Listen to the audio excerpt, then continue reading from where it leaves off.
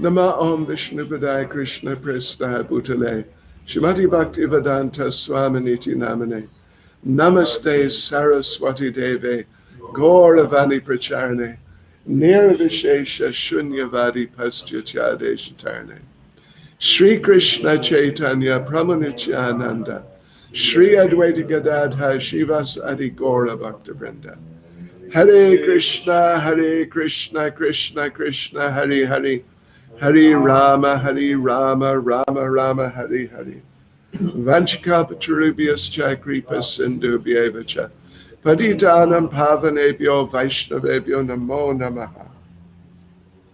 Srila Prabhupada Ki Jai.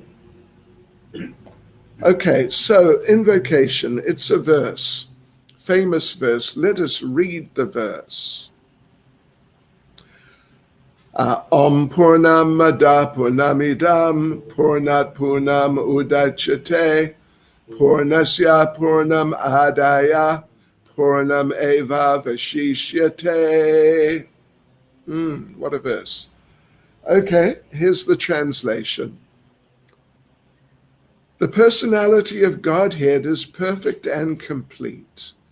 And because he's completely perfect, all emanations from him, such as this phenomenal world, are perfectly equipped as complete wholes. Whatever is produced of the complete whole is also complete in itself.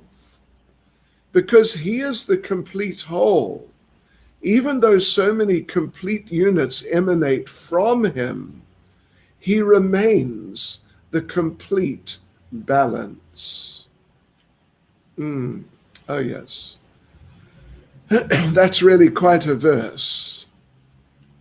And Srila Prabhupada gives nice, perfect purport. We'll go through it. We'll start going through it now. There are 5 paragraphs, if I remember correctly. Let me just check. I think there's 5 paragraphs of purport. Means it's a fairly extensive purport, but we'll go through it step by step. Now, first thing I want to do is just note one little, it's like a preliminary point about this invocation. It begins with the word Om. Om Purnamada Purnamidam. Yeah. It begins with this word Om. Now, like I said, invocation, the basic idea of any invocation is to, provide an impetus for entering into something to, sometimes we talk about invoking mercy, invoking the Sudarshan chakra, something like that. Yeah. This invocation then, it has that mood. It's setting the scene, introducing, getting us ready to enter into the whole book, which is very much connected with the idea expressed in the invocation itself. And we said it's like a stepping stone. An invocation generally is like a stepping stone. In terms of books, it's like a stepping stone. And even in terms of a ceremony or something like that, it's something like a stepping stone into whatever is the particular thing, the focus.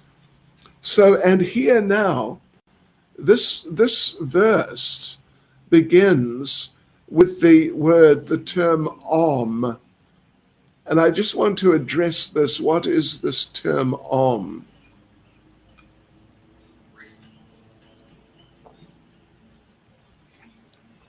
Generally speaking, this term Om is referred to For example, by our acharyas, by Srila Jiva Goswami, as being what is called a Beej Mantra.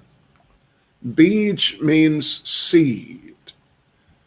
I mean, it's got a relationship to the idea of invocation also.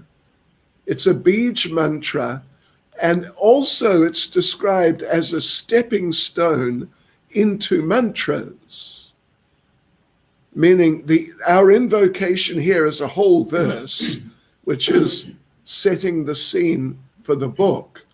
But Om is like, when the term Om is there before a verse, then it is like a stepping stone into the verse.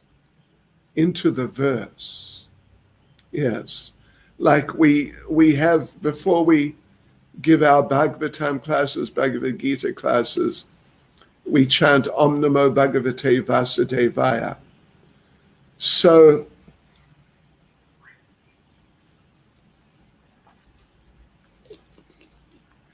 the statement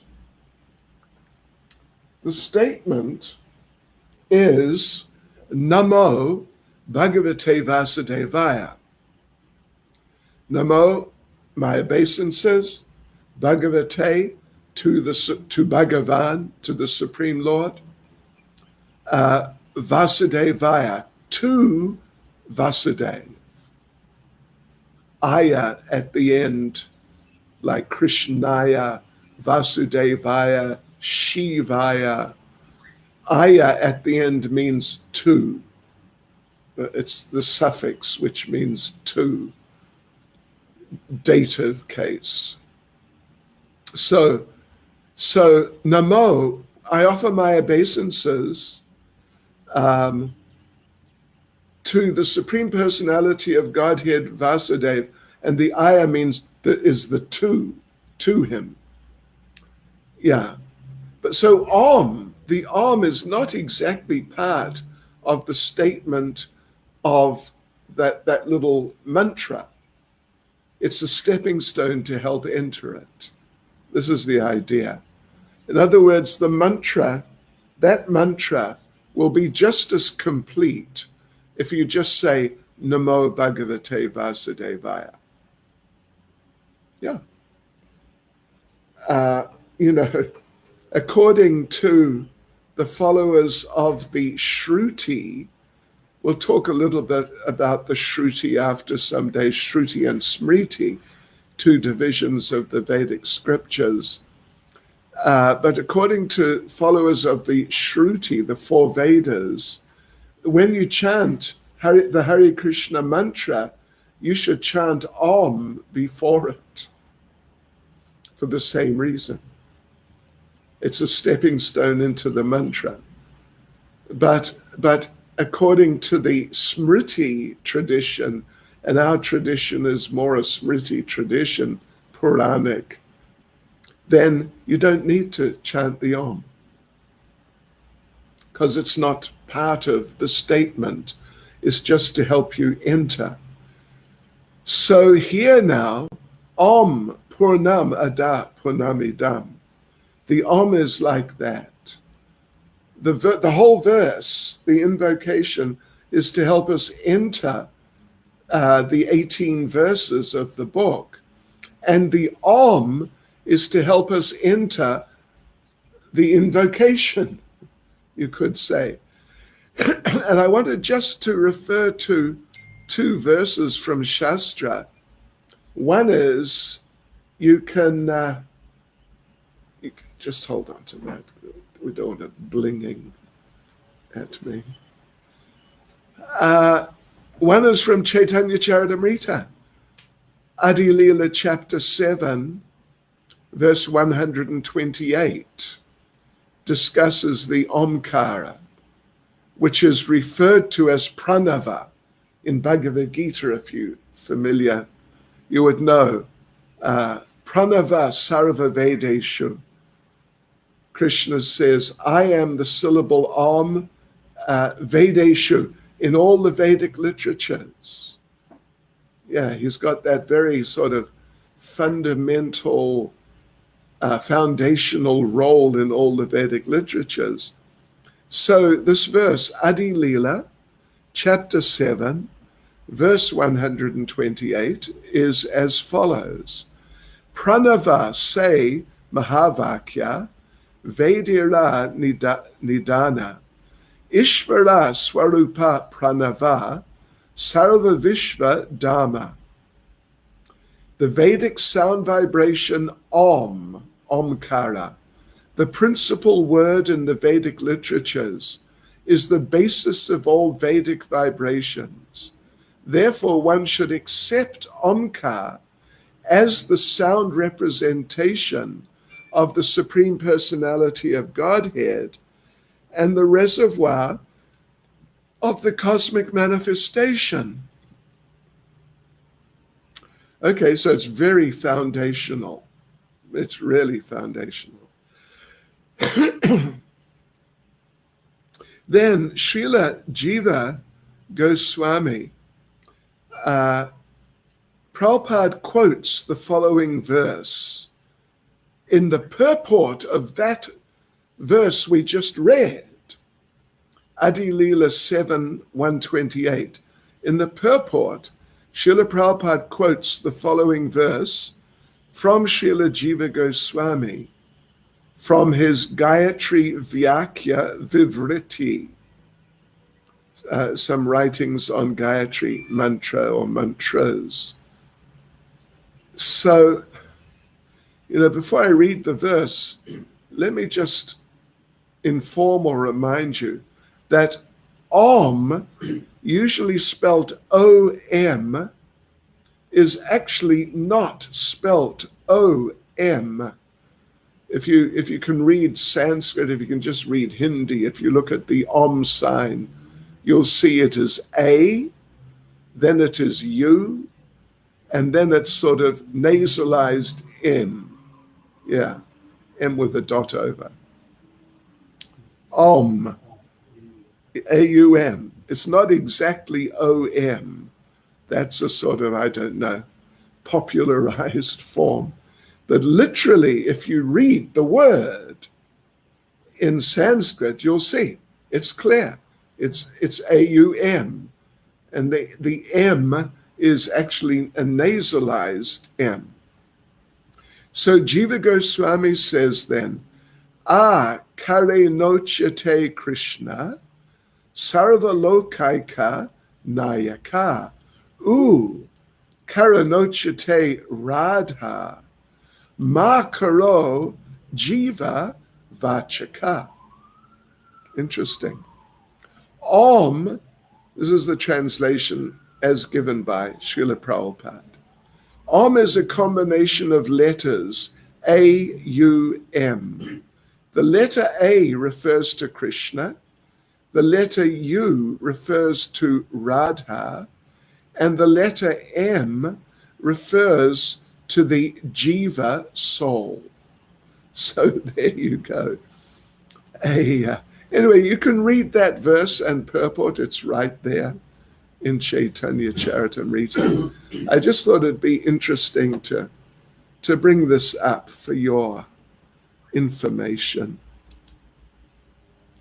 Okay, so what we're going to do now, we're going to start going through the purport.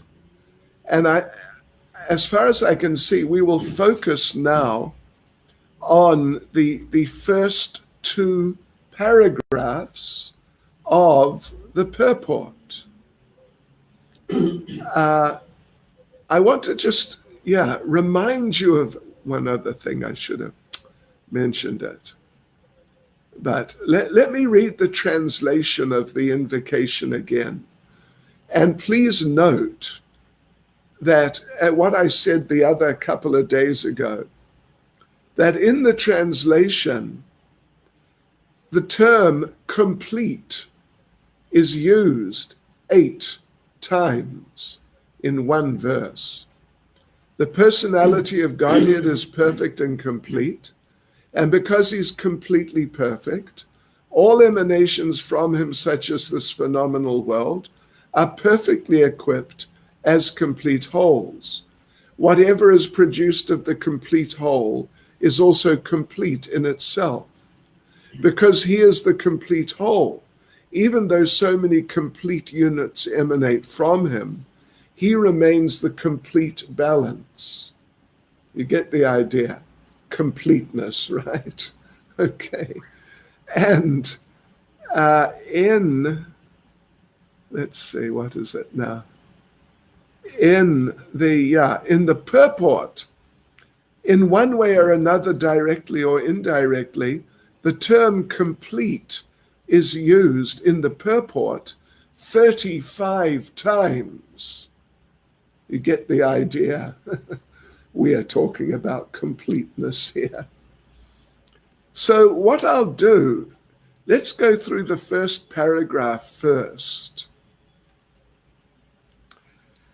I'll read the first paragraph of the purport. The complete whole, or the supreme absolute truth, is the complete personality of Godhead. Realization of impersonal Brahman, or of Paramatma, the supersoul, is incomplete realization of the absolute complete. The supreme personality of Godhead is Satchitananda Vigraha, from Brahma Samhita chapter 5 verse 1.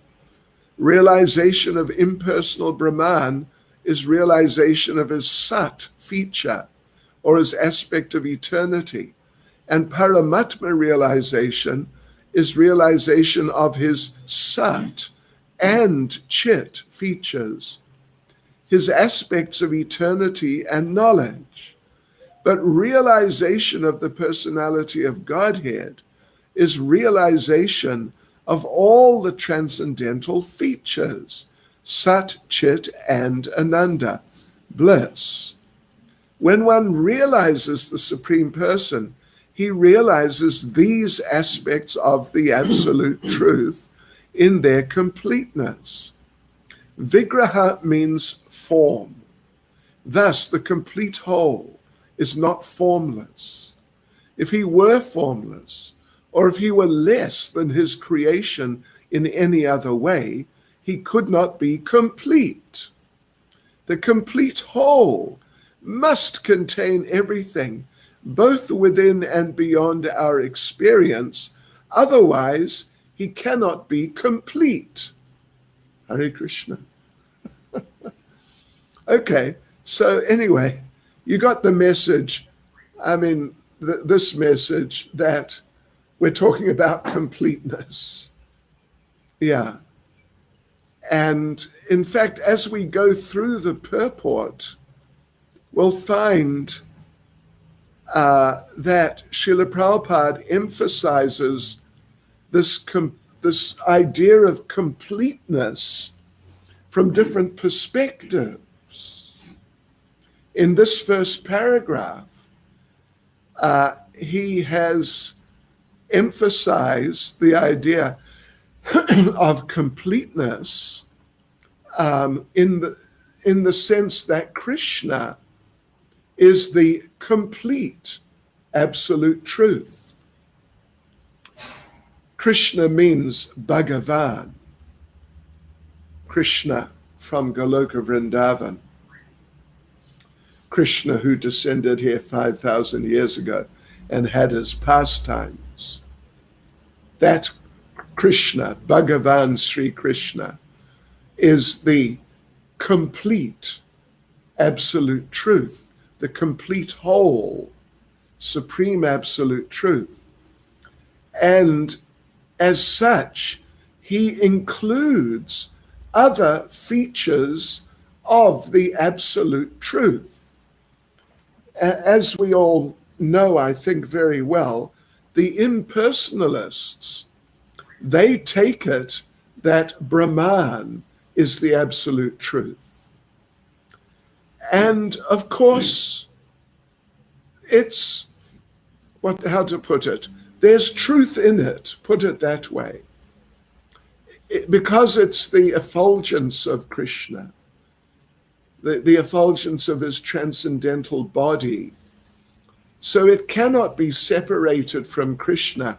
It is intrinsically a very significant part of himself. So to say that it's the absolute truth it is true, or there's definitely truth in it. At least it is a feature of the absolute truth. But it is not the complete absolute truth. Beyond the Brahman effulgence, the Brahma Jyoti, as Prabhupada mentions here, is the Paramatma, the Supersoul. And he is, as Prabhupada would say, the localized aspect. He's localized in that he's with us, he's local. He's not a foreigner from some distant place. He's localized in that he's within our hearts. He's within our hearts. He's within the heart of every living entity. He is within the atom. You can't get more localized than that. That's just fully localized. Yes. And he's separate from that effulgence. He is managing things in the material realm, whereas the effulgence is the effulgence. So the Paramatma then is another feature of the absolute truth, and is of course amongst those, like when we studied Bhagavad Gita some weeks ago, we studied, for example, in the 6th chapter, in different places, we read about Sankhya Yoga.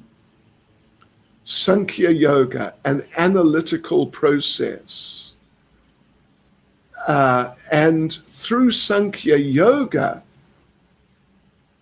then they may realize the Supersoul.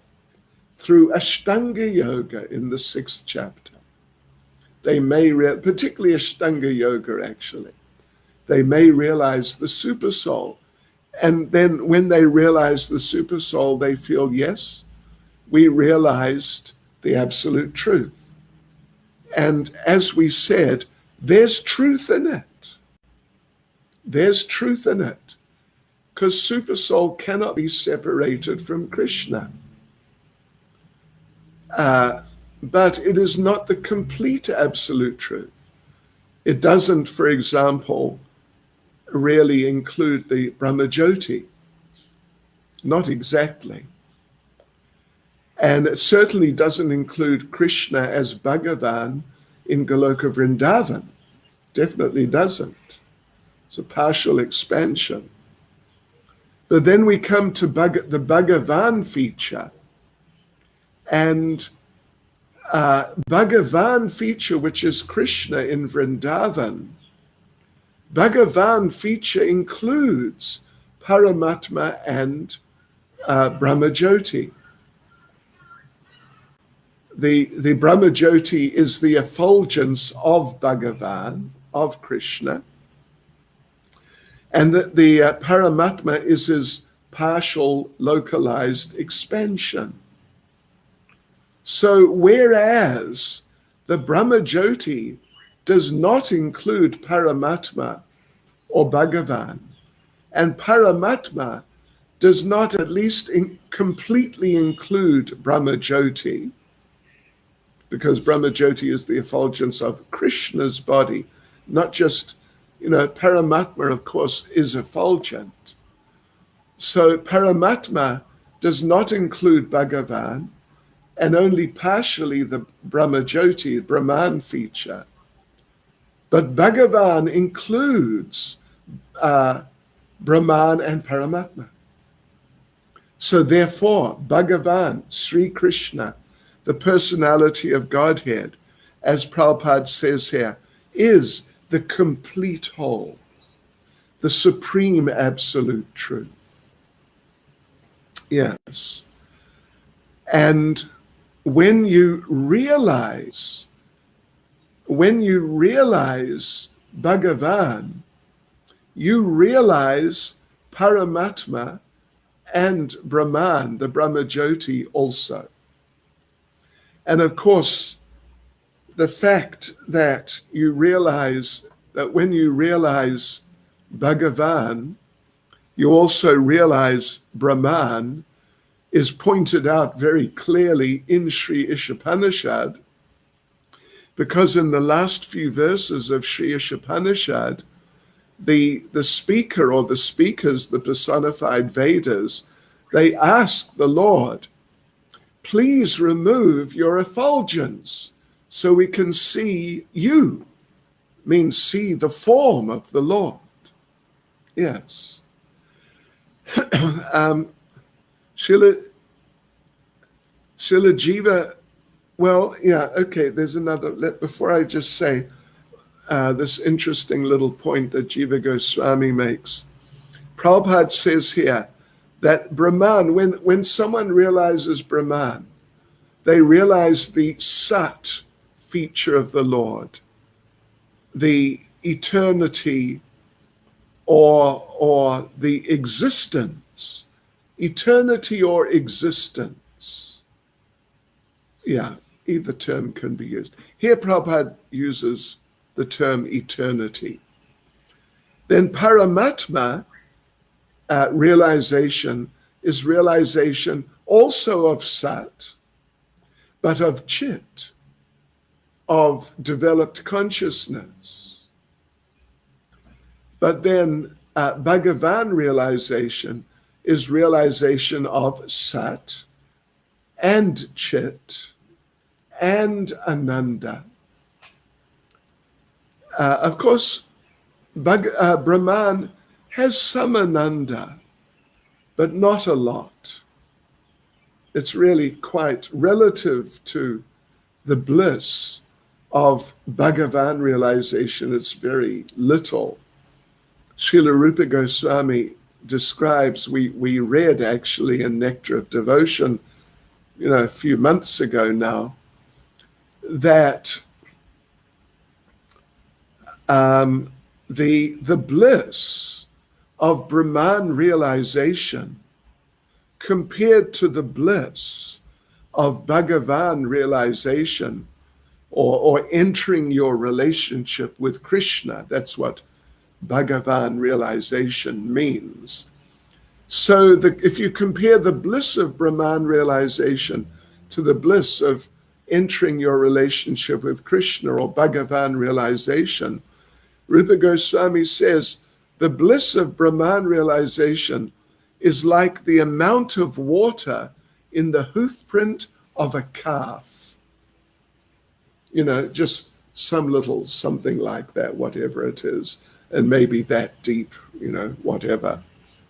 Compared to the bliss of entering your relationship with Krishna, Bhagavan realization, is the amount of water in the ocean. So, what a difference. So it's not exactly that there's just zero bliss in Brahman realization, but compared to realization of Krishna, it's really little. Yeah. And yes, so it's like that. Brahman realization, Sat, and not much else. Paramatma is Sat and Chit, and there's some Ananda, but again, it's not a lot. It's nothing like Bhagavan realization.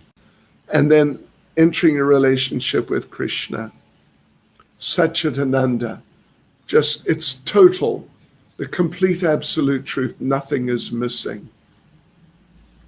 And this interesting little point that I said, that Srila Jiva Goswami makes, he says he asks the question, like a rhetorical question, what is Brahman realization? Or what is Brahman? Brahman is, or Brahman realization, you could say. Brahman is Krishna, minus his form and minus his personality. That's Brahman, and that's Brahman realization. It's realization of Krishna, but minus his form, minus his personality. So then what is Paramatma realization? It's realization of Krishna. Paramatma is not an independent person. He is a manifestation of Krishna. So what is Paramatma realization? Realization of Krishna with his form. Paramatma has four-armed form. So realization of Krishna with his form, but minus his personality. Because all Paramatma does, I mean, all he does, so to speak, but what he does is he manages the living entities in the material world and sees they get their karma. As Krishna says in Bhagavad Gita chapter 13, verse 23, the super soul exists as overseer and permitter. That's basically his program. He's overseeing what everyone's doing, and permitting means that he sees they get their karma, and if the demigods are going to make any mistake, because sometimes they do, in regard to people getting their karma, then he, as the permitter, he makes sure that the right thing happens. Yes, so then in the first paragraph there, Srila Prabhupada refers to Brahma Samhita verse 1, very famous verse. Ishvara Parama Krishna Satchidananda Vigraha Anadya Adya Govinda Sarva Karana Karana. Yes.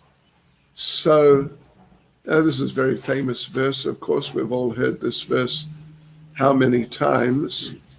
Plenty of times. And it's a very definitive verse because it's describing Krishna, and it's describing Krishna as the supreme absolute truth. As the supreme absolute truth, that Krishna is the supreme controller. He has a body which is eternal, full of knowledge and full of bliss. And he has no beginning. He is the original person. He has no beginning and no cause, but rather he is the cause of all causes. He is the beginning of everything else. In other words, he is the supreme absolute truth, the complete whole. Everything is included, including Brahman and Paramatma. And Srila Prabhupada here, in the first paragraph, Prabhupada makes the point that the term Vigraha is used. Satchit Ananda Vigraha. This is Krishna. He has an eternal form, Sat, which is fully conscious, Chit, and fully blissful, contains all bliss. Eternity, all knowledge, and all bliss. And then Prabhupada makes an important philosophical point at the end of the first paragraph, that the complete whole absolute truth, Krishna, is not formless. Vigraha, he has a form. If he was formless, he would be less than his creation, because in his creation there's so many forms. And if he was formless, he wouldn't be complete. So yes, the complete absolute truth includes everything within and beyond our experience, everything great and small, all unlimited potencies and all limited potencies. All these things have to be there in Krishna, in the absolute truth. Otherwise, if you can find something in that which has come from the absolute truth, like this world, if you find something that has come from the absolute truth, but it is not in the absolute truth, it makes no sense. It makes no sense. Yeah. If you look at the result of something and you find that if you look at the cause of some result and you find in the cause, or if you find in the result there is something which is not in the cause, how does that sound? In the result, there is something which is not in the cause. That means you don't, what you are calling the cause is not the complete cause. There has to be some other cause which has produced in the result that thing which is not in what you were calling the cause. Does that make sense? Make sense? Yeah, so Prabhupada makes that point. If he's less than his creation in any way, he can't be complete. So he has to have form. He has to have everything. He has to have emotions, personality, relationships. He has to have all these things which are in this world which has come from him. Yeah. Otherwise, you have to explain where those things came from, and then he would not be the complete whole, but he is. So anyway, okay, we've got a few minutes left. Let's go through the second paragraph, which is very interesting, actually. The first paragraph talks of completeness in terms of the absolute truth. Krishna is the complete absolute truth because he includes all the different features of the absolute truth. Now, in the second paragraph, the point is that Krishna has created this material world, and this material world is also complete. It's also complete. As Prabhupada says, the complete whole, the personality of Godhead, has immense potencies, all of which are as complete as he is. Thus, this phenomenal world, means this material world, is also complete in itself. Yes. So, and he goes on to talk about how this material world is made up of the 24 elements: earth, water, fire, air, ether, mind, intelligence, false ego, then different sensory manifestations, etc. 24 things make up this material world. 24 things. And the point is that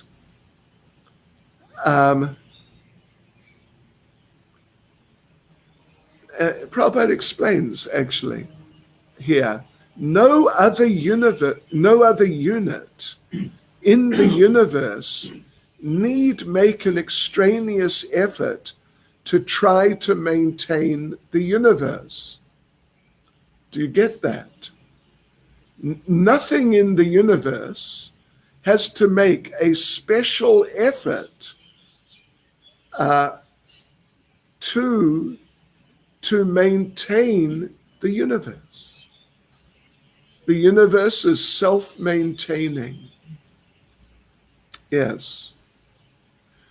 Krishna consciousness is self-sufficient. You remember the story it's actually from Gopal Champu, really, of the Gopastami festival when Krishna first went to herd the calves.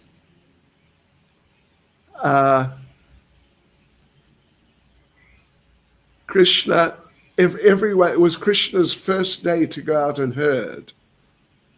So everyone was giving gifts, and his mother gave him shoes and an umbrella, but he refused to take them unless the cows were given shoes and umbrellas with servants to carry the umbrellas. And Mother Yashoda tried to argue that, come on, they're animals, they don't use shoes, they don't need umbrellas. But then Krishna said, no, they are our religion. And they're our life. We have to maintain our religion because it's like the essence of our life. The cows are like the essence of our lives. We are dependent on the cows. So I will not take anything better than the cows. And Krishna spoke this very wonderful little sutra, Dharmo rakshati rakshataha. Dharma, or you can say Krishna consciousness. Rakshati means he who protects. Rakshataha is protected by it. One who protects Dharma, one who maintains Krishna consciousness, is protected and maintained by Krishna consciousness. You don't need anything outside of the circle of Krishna consciousness to live a complete life in Krishna consciousness. Yes, so, and then Prabhupada also makes the point, the universe functions on its own time scale, which is fixed by the energy of the complete whole. And when that schedule is completed, this temporary manifestation will be annihilated by the complete arrangement of the complete whole. Yes. And I want to just read something here from Prabhupada. It may take it'll take the next few minutes till we finish the class. This is from a class by Srila Prabhupada on this verse in 1970, in the earlier days of this movement. In 1970, Prabhupada gave a whole series of classes on Isopanisad. So this is one thing Prabhupada said. There is complete facility because Purnam, whatever is done by Krishna, that is complete. You cannot find any flaw in it. His potencies are so complete. So these things are done swabhaviki, automatically. Because Krishna or God is complete, whatever he does, it is complete. You cannot find out any flaw. You cannot say, oh, why God has done this. Just like sometimes some foolish persons say, why God has made someone poor and somebody rich. Prabhupada says, this is most foolish question.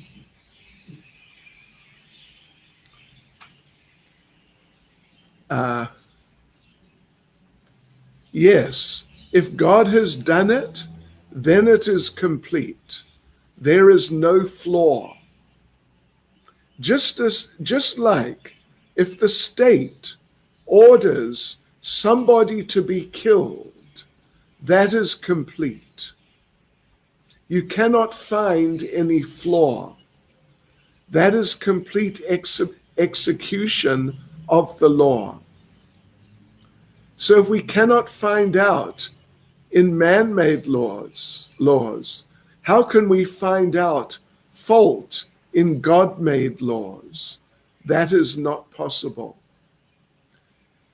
Yes, so, this material world is designed and built, and it's all set up to run perfectly. This will be addressed in the next few verses. This point will be addressed. How, if we live according to how Krishna has planned this material world, then we can just go on living eternally.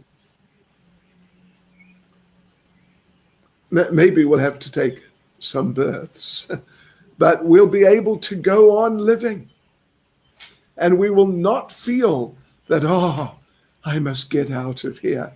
I don't like it here. Which, a lot of people feel. Yeah, we got to get out of this place. When I was young, there was a very famous song, we got to get out of this place, if it's the last thing we ever do. Yeah, so actually, of course, we see around us there's so much chaos.